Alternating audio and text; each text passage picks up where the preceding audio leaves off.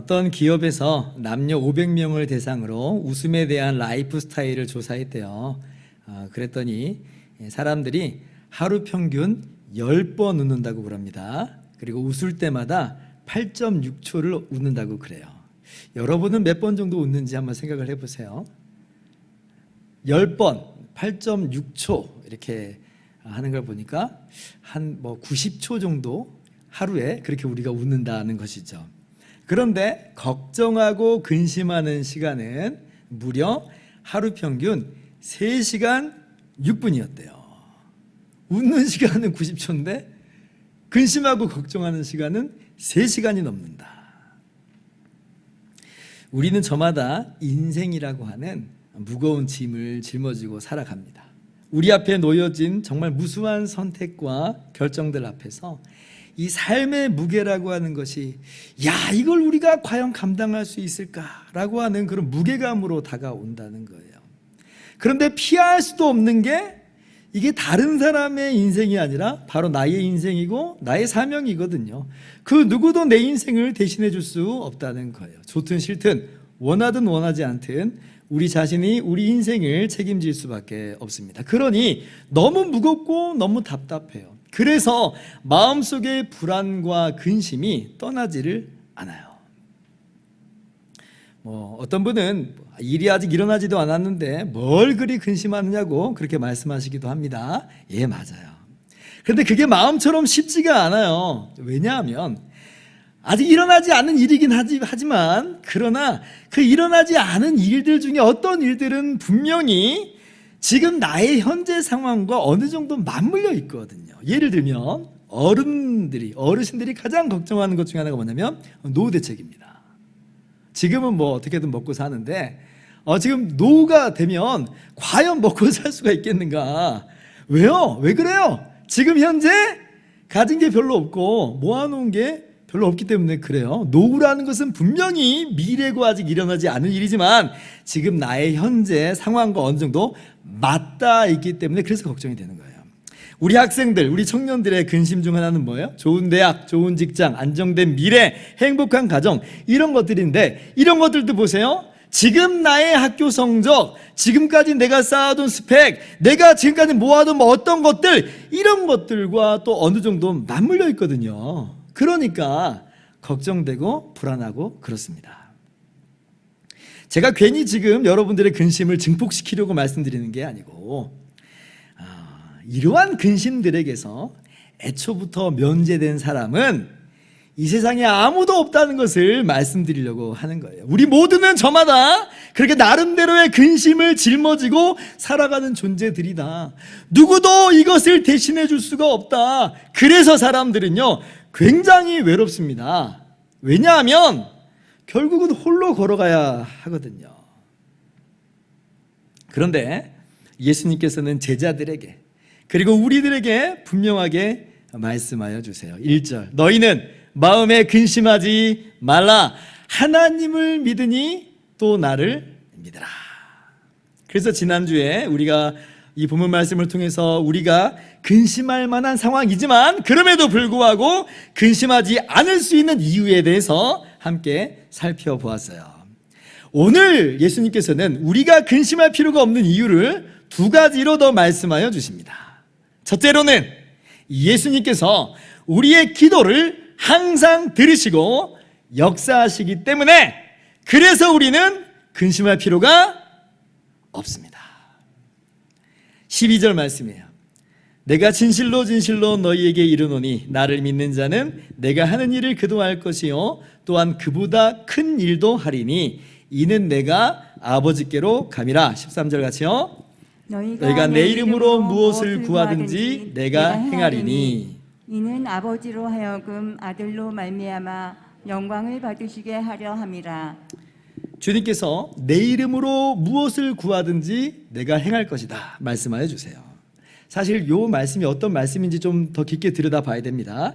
이 시점에서 제자들은 아직도 예수님의 십자가의 의미를 그리고 예수님께서 제자들에게 부여하신 사명을 완전히 다 파악하고 있는 것은 아니에요. 그냥 예수님께서 떠나신다는 그 말씀, 그것이 이제 어렴풋이 주님의 죽음이라고 하는 그러한 생각들 때문에 제자들이 막연히 지금 근심하고 있는 거예요. 그러나 예수님은 이미 큰 그림을 다 짜 놓으셨습니다. 그리고 제자들에게 그것을 미리 말씀하여 주시는 거예요. 쉽게 설명을 해드리자면 예수님께서 우리 인류의 모든 죄를 대신 짊어지고 십자가에서 죽으시는 일을 하십니다. 그래서 이제부터는 예수님 믿는 자들은요, 누구든지 죄사함 받고 구원받는 이 놀라운 은혜 가운데 들어가게 된 거예요. 그러나 이 구원의 기쁜 소식, 이 복음을 전하는 일을 누구에게 맡기시냐면 제자들에게 맡기세요. 부활하신 예수님이 직접 일일이 찾아다니면서 하시는 게 아니고, 천사들을 통해서 일을 하게 하시는 게 아니고, 제자들을 세우셨고 제자들을 향해서 이것이 바로 너희들이 할 일이다라고 하는 거, 이것이 제자들의 사명입니다. 정말 막중한 사명이에요. 이게 얼마나 정말 비중이 크냐면, 만약 제자들이 예수님의 이 구원의 기쁜 소식, 이 복음을 전하지 않으면 어떻게 돼요? 주님이 행하신 그 놀라운 구원, 그 십자가가요, 그대로 묻혀버리게 되잖아요. 그렇잖아요. 전파하는 자가 없이 어떻게 들을 수가 있어요? 아니, 복음 듣지 못하면 어떻게 믿을 수가 있겠어요? 그러니까 제자들이 주님의 복음 전하지 않으면 주님의 십자가는 뭐 무용지물처럼 되는 그런 모습이에요. 정말 위대한 일이고 정말 막중한 일이에요. 우리 편에선 진짜 영광이라고 할 수 있어요. 왜냐하면 그만큼 주님이 우리를 인정하신다는 거고, 그렇게 주님이 우리를 동역자로 대우하신다는 거예요. 자, 그러나 이 일이 큰 것에 비례해서 이게 얼마나 큰 부담이 돼요. 그죠?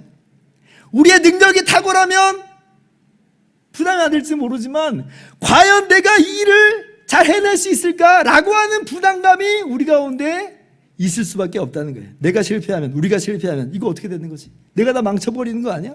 다 된 밥에 꽃 빠뜨린다고 혹시 내가 그런 일을 뭐 해버리는 거 아니야? 하는 마음이 들기 마련이에요. 그래서 슬금슬금 뒤로 빠지고 싶고 좀 두려운 마음, 근심이 생길 수 있는 그런 상황이라 하는 거죠. 그리고 또 다른 예상되는 어려움들이 있어요.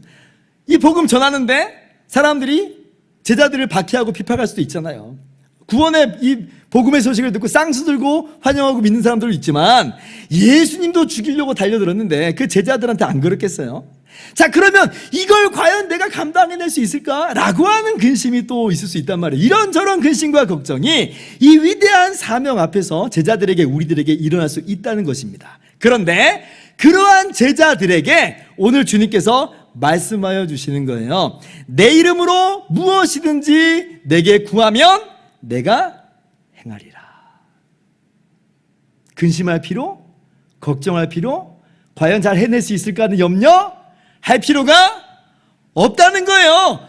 기도하면 된다는 거예요.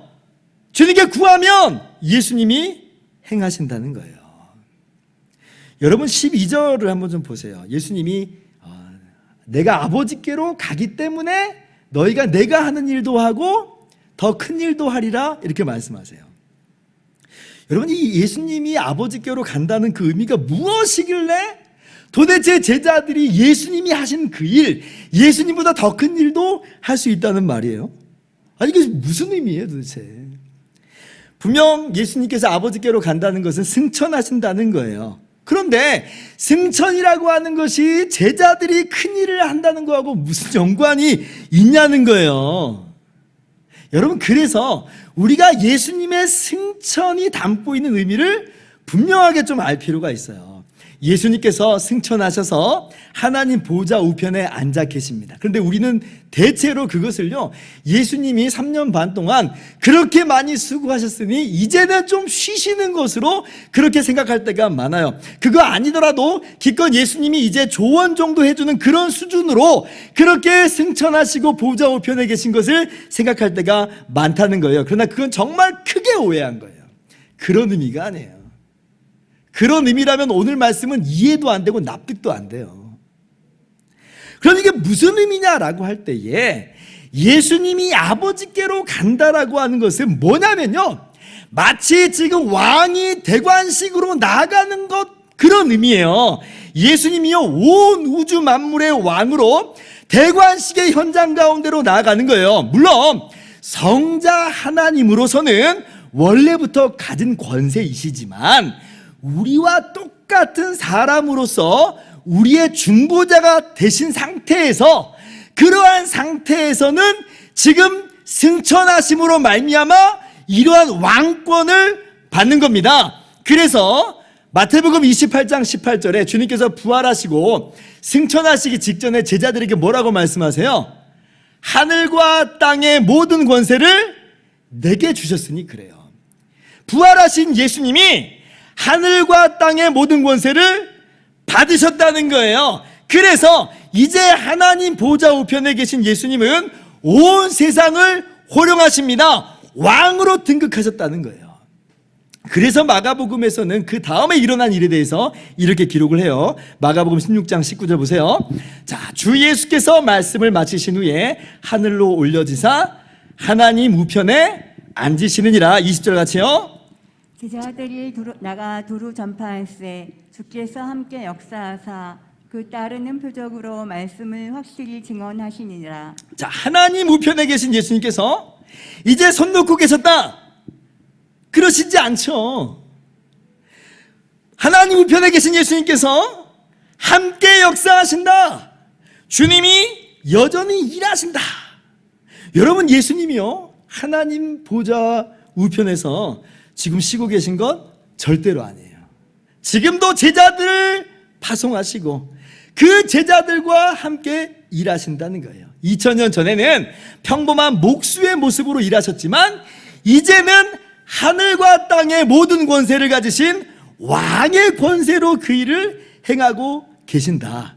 그래서 제자들이 주님이 행하신 일, 그리고 주님이 행하신 그 일보다도 더 큰 일들을 이루는 거예요. 사도행전 보세요. 베드로가 한 번 설교할 때 어떤 일이 벌어져요? 한 번은 3,000명, 한 번은 5,000명이나 되는 사람들이 예수님을 믿게 돼요. 허다한 제사장의 무리들도 심지어는 이 복음에 굴복하고 예수님을 믿게 되는 놀라운 역사가 일어나게 됩니다. 왕이신 주님께서 함께 역사하시기 때문에 그래요. 주님이 능력 주시기 때문에 그래요. 내게 능력 주신 자 안에서 내가 모든 것을 할 수 있느니라. 디모데전서 1장 12절, 나를 능하게 하신 우리 주께 내가 감사함은, 주님은 지금 쉬고 계시는 것이 아니라 주님의 제자들에게, 주님을 따르는 백성들에게 능력을 주시는 분이라 분명하게 말씀하여 주세요. 그러므로 우리의 인생, 특별히 우리에게 맡겨진 사명과 책임들 앞에서 우리는 더 이상 근심하고 걱정할 것이 아니에요. 왜냐하면 주님이 능력을 주시니까. 그럼 우리가 뭘 해야 되겠어요? 기도하라는 거예요. 기도하라는 거예요. 그래서 바로 주님께서 뒤이어서 말씀하신 것이 기도하라는 거예요. 기도하라는 거예요. 너희가 내게 무엇인지 구하면, 내 이름으로 무엇인지 구하면 왕이신 주님께서 시행하시겠다는 거예요. 그러므로 우리는 어떤 인생을 살아야 되는가? 기도할 것이, 근심할 것이 아니라 기도하는 인생을 살아야죠. 기도하는 인생을 살아야죠. 왕이신 예수님이 나에게 기도해, 내가 다 들어줄게 하시는데, 아니요, 괜찮아요, 제가 어떻게든 해볼게요 하면서 세상 근심 다 짊어지면서 살아간다고 생각해 보세요. 그것만큼 세상에 어리석은 사람이 어디 있어요? 얼마나 어리석은 모습이에요. 기도하세요. 기도하세요. 근심하지 말고 기도하면서 능력 주시는 주님을 경험하고 역사하시는 주님을 경험할 수 있기를 바랍니다. 제가 6년 전에 교회를 개척하고 개척을 시작하고 나서 처음부터 근심 걱정 안 한 적이 없습니다. 목사가 근심 걱정 한 적이 없습니다 해야 되는데 근심 걱정 안 한 적이 없습니다 하니까 좀 놀라셨을지도 모르겠어요. 근데 이제 제가 근심 걱정을 하고자 해서 하는 게 아니고 문득 그런 마음이 그냥 스며드는 거예요. 그걸 어떻게 할 수가 없잖아요. 여러분도 많이 경험해 보셨을 거예요. 근심 걱정 하고 싶어서 하는 사람이 있어요. 그냥 근심 걱정이 내 마음을 때려버려요. 그럼 지금은 안 그럴까요? 코로나19가 우리나라뿐 아니라 세계적으로 창궐을 한 이후로 모든 교회가 올스톱이 돼버렸어요. 우리 교회도 마찬가지예요. 그래서 지금 제가요 문득 우리 중고등부 또 유초등부를 막 생각하면요 정말 정신이 아득해질 때가 많아요. 그래도 전에는 우리 교회가 열심히 전도하고 어떻게 하든지 그렇게 하나님의 나라를 확장해 왔는데 지금 뭐 아무것도 할 수 없는 그런 상황처럼 보이니까 앞으로는 어떻게 될 것인가? 나는 어떻게 해야 되는 것인가? 막 걱정이 돼요. 저기 새벽 기도 때 제가 앉는 자리가 바로 저기예요. 저기 얼마나 이런 한숨이 많이 묻어 있는지 몰라요. 새벽에 설교하고 나서 저 자리에 앉을 때마다 어쩔 때는 그냥 기도가 아니라 한숨부터 나올 때가 많아요. 그런데 한숨을 쉬더라도 그 기도의 자리에 있는 게 저에게는 참 위로가 되고 힘이 돼요. 왜냐하면 한숨을 쉬더라도 그 한숨과 더불어서 드리는 기도는 어떤 기도냐면 주님의 이름으로 드리는 기도요, 왕이신 주님께 고하는 기도거든요. 그러니까 그 기도로 통해서 제 영혼이 소생됨을 느껴요. 그리고 저는 분명히 믿기는 주님께서 나의 기도를 들으시고 우리의 기도를 들으시고 분명히 행하실 것을 믿습니다. 여러분, 이것이 바로 기도하는 사람이 알고 있는 비밀이고 우리가 누리는 복이죠.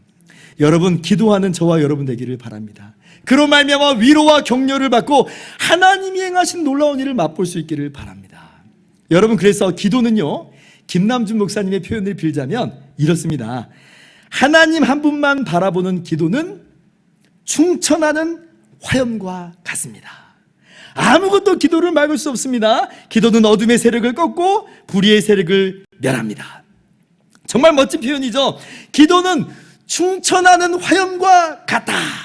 이글이글 타오르는 불꽃과 같다라고 하는 거예요. 우리가 볼 때는 한숨 쉬면서 내뱉는 기도, 정말 비실비실하는 그러한 모습처럼 보이지만 아니라는 거예요. 그러한 기도일지라도 주님의 이름으로 주님께 나아가 기도하는 것은요, 충천하는 화염이에요. 충천하는 화염이에요. 이게 우리가 큰 소리로 기도해서 그런 것도 아니고 우리가 많은 시간 기도해서 충천하는 화염이라는 게 아니에요. 내 이름으로 기도할 때에 그것은 충천하는 화염이다. 모든 것을 집어삼키는 화염이다. 여러분, 우리의 기도는요, 그러한 능력이 있어요. 주님께서 나의 이름으로 기도할 때 내가 행하리라 말씀하십니다. 13절에도 말하고 14절에도 두 번이나 겹쳐서 말씀하시는 것은 분명히 주님께서 우리의 기도를 통해서 일하시겠다는 거예요. 시편 81편, 나는 너를 애굽 땅에서 인도하여 낸 여호와 내 하나님이니 내 입을 크게 열라 내가 채우리라. 내가 채우리라. 여러분, 입을 크게 열고 기도하시기 바랍니다. 주님이 채워주세요. 기도를 통해서 여러분의 모든 근심이 사라지는 일을 경험하시기 바랍니다.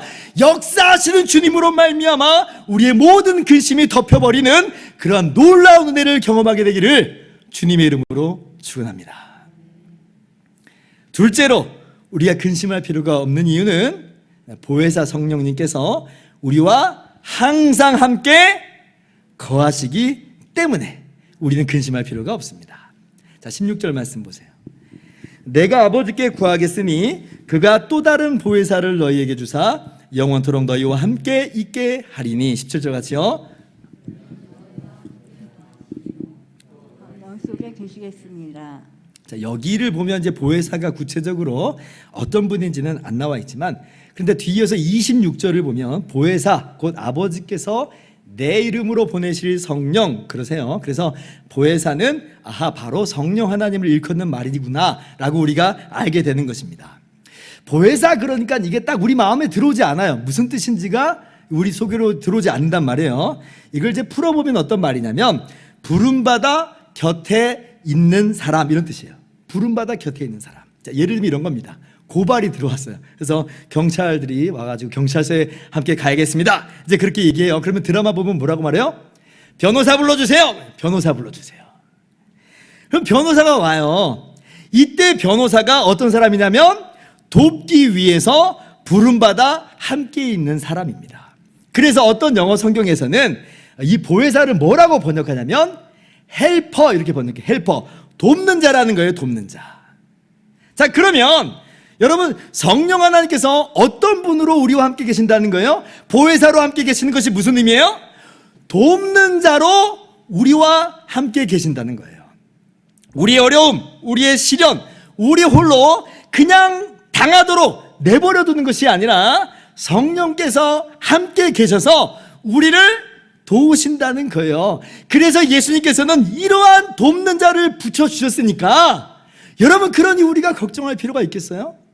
없다는 거죠. 돕는 분이 계시니까. 그런데 이렇게 말씀드려도 우리 중에 어떤 분들은 이렇게 생각하시는 분들이 있을지 모르겠어요. 성령 하나님께서 보혜사로, 돕는 자로 우리와 함께 계시는 거 참 좋은 일인 줄은 알지만, 그래도 나는 예수님이 나와 함께 하시면 참 좋겠어.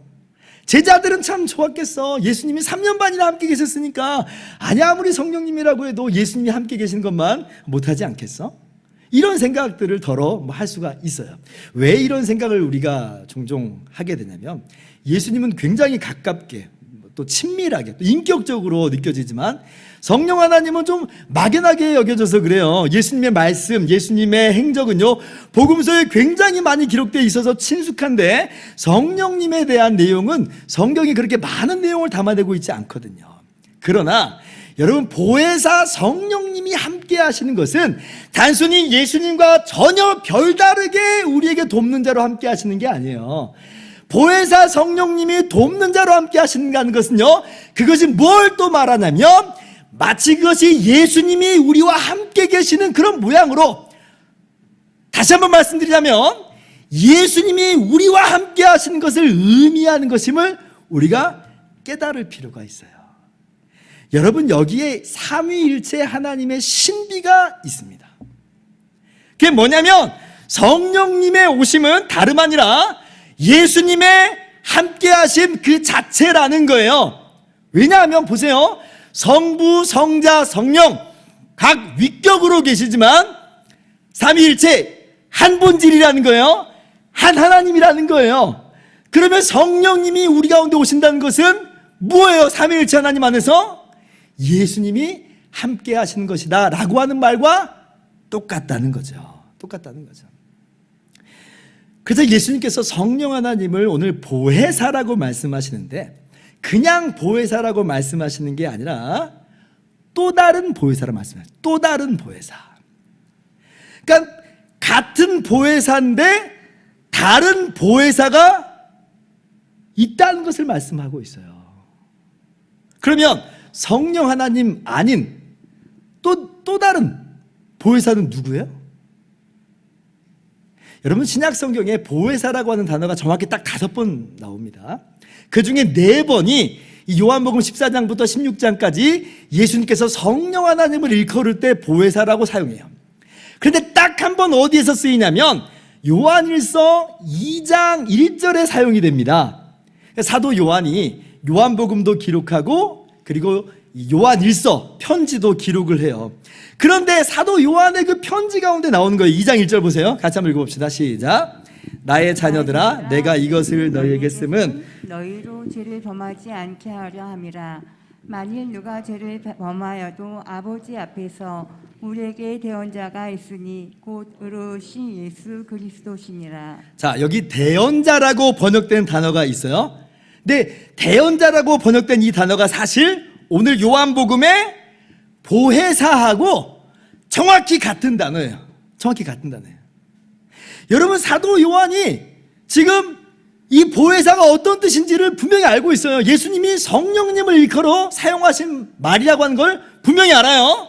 그런데 그 단어를 정확히 누구에게 사용하냐면 예수님께 사용해요. 예수님께. 사도 요한이 몰라서 그러는 게 아니에요.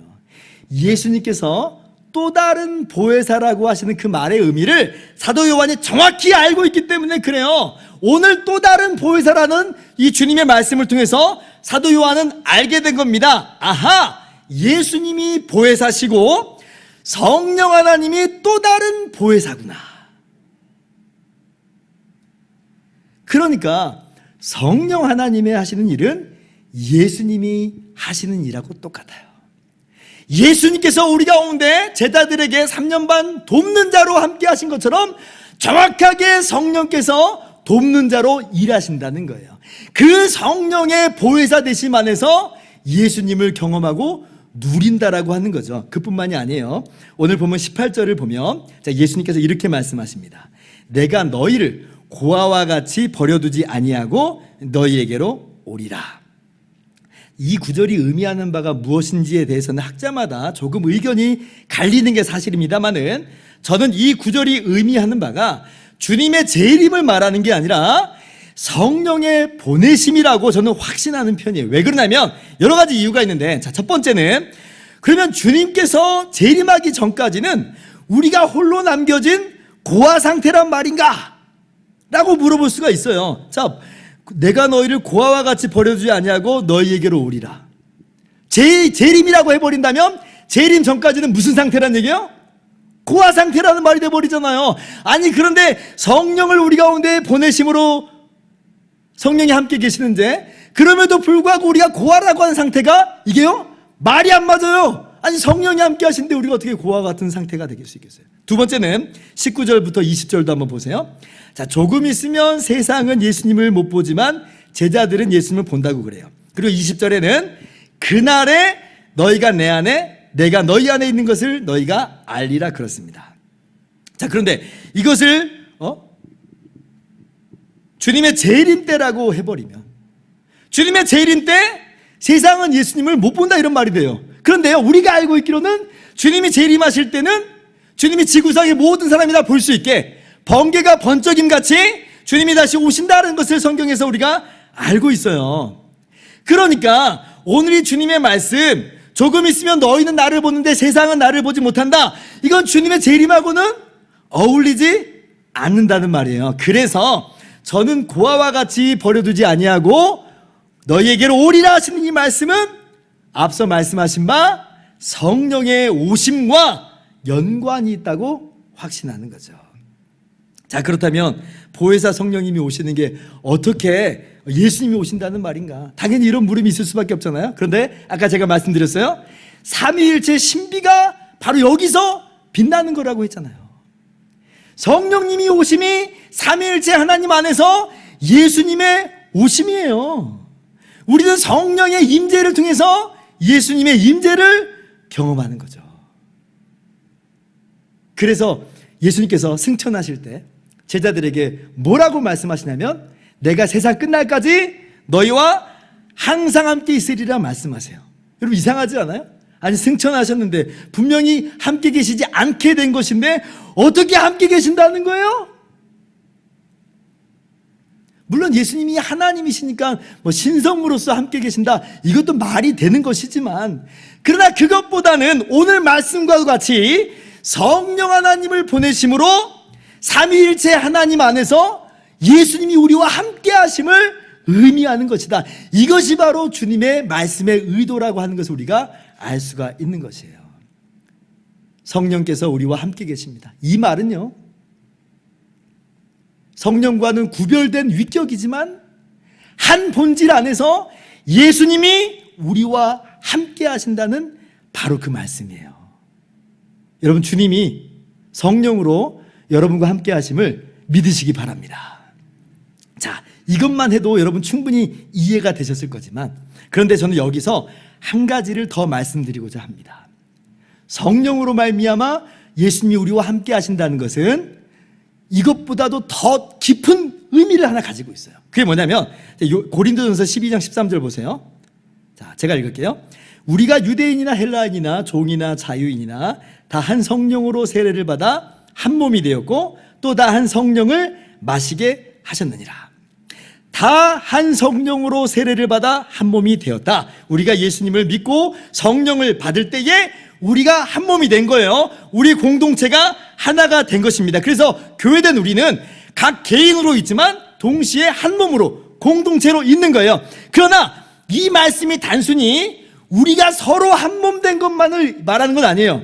우리가 한 몸 된 것은 누구와 한 몸이 된 거냐면 머리 대신 예수님과 한 몸이 된 거예요. 그리스도를 머리로 하여서 우리가 붙어있는 한 몸으로서 이루어진 거죠. 다시 말한다면 우리가 성령을 받을 때에 어떤 일이 벌어지냐면 우리가 예수 그리스도께 붙어있게 되는 거예요.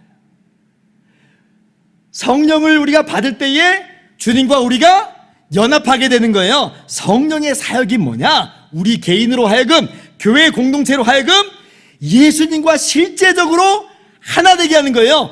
연합하게 만드는 거예요. 그렇다면 성령의 사역으로 말미암아 성령의 사역으로 어떤 일이 벌어진 거예요? 예수님이 누구와 함께 계세요? 실제로 우리와 함께 계시는 거예요. 구별된 위격으로 성령으로만이 아니라 성령의 그 사역으로 말미암아 예수님 당신이 우리와 함께 계신다. 그래서 에베소서 2장 6절을 보면 우리가 구원받았을 때에 우리가 주님과 함께 하나님 보좌에 앉혀진 바 됐다 이렇게 얘기해요. 우리가 어떻게 하나님 보좌에 앉혀 있어요? 말이 안 되잖아요. 그러나 그게 말이 되는 이유는 우리가 누구와 지금 연합하게 되냐면 주님과 연합하게 됐기 때문에 우리가 주님과 함께 하늘 보좌에 앉혀지게 된 거예요. 따라서 성령님이 오셨다는 것은요, 예수님이 오신 거예요.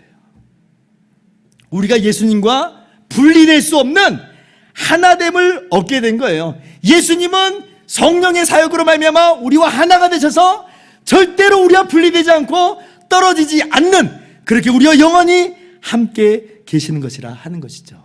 여러분, 여기까지 나아가야 돼요. 여기까지 나아가야 돼요. 자, 그렇다면 제자들의 근심이 뭐냐면 예수님이 떠나신 것 때문에 근심하고 있는 거예요. 그런데 성령의 오심으로 말미암아 주님이 떠나신다는 거예요? 아니에요. 주님의 십자가로 잠시 떠나는 것처럼 보이지만 성령의 오심으로 삼위일체 안에서, 그리고 성령의 사역으로 말미암아 주님과 연합함으로 예수님은 실제로 우리와 영원히 함께 하세요. 물론 주님이 물리적으로 살과 살이 맞부딪히는 그러한 방식으로 함께 하시는 것은 아니지만 정말로 주님은 우리와 함께 계신다. 그러므로요, 우리가 아무것도 근심하거나 걱정할 필요가 없어요. 왜냐하면 주님이 우리를 내버려 두고 그냥 가신 게 아니에요. 근심할 필요가 없어요. 혼자 덩그러니 고와 같이 남겨진 존재가 아니라는 거예요. 주님이 함께 계시지 않는 곳이 없고 주님이 함께 계시지 않은 때가 없어요. 결코 우리도 홀로 내버려둬 있지 않아요. 보혜사 성령의 오심으로 영원히 함께 하심으로 예수님은 우리와 함께 계신다. 그 함께 계시는 예수님을 누리는 현장이 이 예배 현장이에요. 이 예배는 우리가 하나님의 보좌 앞으로 이끌려가 있는 거예요. 지금 그걸 지금 경험하고 있는 시간이에요. 그러니까 이 예배 시간이 얼마나 복된 시간인지 몰라요. 예배 시간을 통해서 하늘 보좌를 누리세요. 하늘 보좌에 주님과 함께 연합되어 있음을 누리세요. 주님의 임재와 주님의 영광을 누리세요. 그러한 강력한 주님의 임재를 경험하면서 6일 동안의 세상으로 우리가 나아가는 거예요. 근데 그때도 근심할 필요가 없는 이유는 왜 그래요? 주님이 함께 계시거든요. 우리는 하늘 보좌 앞에서 행하고 있거든요. 그러니 걱정할 필요가 없다. 최근에 제가 아는 목사님의 한 사모님이 폐암 3기 진단을 받았습니다. 예전에 제가 말씀드렸던 목사님과 또 다른 목사님이에요. 돌아보면 주변에 참 이렇게 어렵고 힘든 그러한 분들이 많습니다. 그래서 이분이 이제 사모님이 항암 1차, 2차, 3차 치료를 받고 이제 때가 되어서 폐암 수술을 이제 하게 되셨어요. 근데 이제 수술하기 전에 CBS 기막힌 초대라고 하는 프로그램에 사연을 보냈는데 그게 채택이 돼가지고 방송 출연을 하게 됐습니다. 김동호 목사님이 진행하시는 프로그램인데, 근데 이제 거기에 출연했을 때에 김동호 목사님이 목사님 자신의 경험을 말씀해 주시는데 그게 이 목사님하고 사모님에게 그렇게 큰 위로가 됐고 감동이 되더래요. 왜 그러냐면 김동호 목사님도 똑같이 암 환자예요. 2019년에 폐암 4기 진단을 받아서 수술을 받았고 작년에는 전립선 암 진단도 받았어요. 뭐 폐암에 비교하면 전립선 암은 아무것도 아니지만 그래도 암은 암이잖아요. 우리가 암입니다라고 진단받을 때 막 속이 덜컥 떨어지는 그런 경험을 하잖아요. 그러니까 세상에 참 사연 없는 사람이 없어요. 그런데 이제 김동호 목사님이 자신의 간증을 이야기하는데 이제 암 수술을 받기 전에 수술실로 가면서 그랬대요. 똑같은 사람이잖아요. 그래서 떨리는 마음으로 하나님께, 하나님 저 갔다 올게요. 이렇게 기도해요. 하나님 저 갔다 올게요. 근데 그랬더니 하나님께서 뭐라고 말씀하시냐면 나도 같이 간다. 그러한 감동을 주시더라는 거예요. 나도 같이 간다. 그 수술대 앞에 가는 길, 아무도 대신 갈 수 없고 아무도 함께 할 수 없는 그 길인데, 그런데 그곳에 하나님께서 함께 가신다. 우리가 혼자 수술실에 고아처럼 내동댕이 쳐진 게 아니라 주님이 여전히 함께 계신다는 거예요. 그래서 이 형님 목사님이 이 간증, 이 경험을 듣고 마음에 큰 위로와 감동을 받았대요. 그러한 내용을 SNS에서 보면서 저도 전화하면서 격려하고 또 저도 함께 기도하겠다 이렇게 말씀을 드렸던 적이 있습니다. 여러분, 근심 많은 세상에 우리가 한 고비 한 고비를 힘겹게 넘어갈 때가 참 많습니다. 이 한 고비 넘어가면 끝이려니 하지만 인생이 그렇지 않더라고요. 그거 넘어가니까 또 한 고비가 나와요. 그래서 저 앞을 바라보면 얼마나 막막하고 답답한지 근심이 턱 하고 솟아나와요. 그런데 문득 뒤를 돌아보면 깨닫게 되는 바는 뭐냐면, 어떻게 해서 내가 여기까지 왔는지 참 신기해요. 앞으로 걸어갈 것만큼 사실은 지나온 삶의 고비들이 있었는데요, 근데 그 한 고비 한 고비를 건너서 여기까지 와 있더라고요. 어떻게 그럴 수 있었는가? 이 고비와 이 순간마다 역사하시고 힘주시는 주님, 여전히 변함없이 나와 항상 함께 하시는 주님 때문에 우리가 이 고비들을 넘어올 수 있었더라. 그렇다면 지금 나의 앞에 있는 이 한 고비, 그리고 저 앞에 놓여 있는 그 인생의 고비들 걸어갈 수가 있는 거예요. 있는 거예요. 왜냐하면 주님이 우리의 기도를 들으세요. 역사하세요. 힘 주세요. 그리고 영원히 떠나지 않고 함께 계시기 때문에 그렇습니다. 여러분, 근심하지 맙시다. 우리는 기도할 수 있는 사람입니다. 주님께서는 귀를 쫑긋 기울이고 우리의 우리의 기도에 귀를 기울이세요. 주님이 역사하시는 왕이에요. 왕에게 기도할 수 있는데 어떤 근심이 우리를 잠식할 수 있겠어요? 기도하는 거예요. 그리고 나아가는 거죠. 그리고 보혜사 성령님께서 우리와 함께 하심을 믿읍시다. 성령의 오심으로 말미암아 예수님이 영원히 우리와 함께 하심을 마음에 굳게 믿으시기 바랍니다. 이 믿음으로 용기 있게 담대히 행하시는 저와 여러분 모두 되기를 주님의 이름으로 축원합니다. 기도하겠습니다.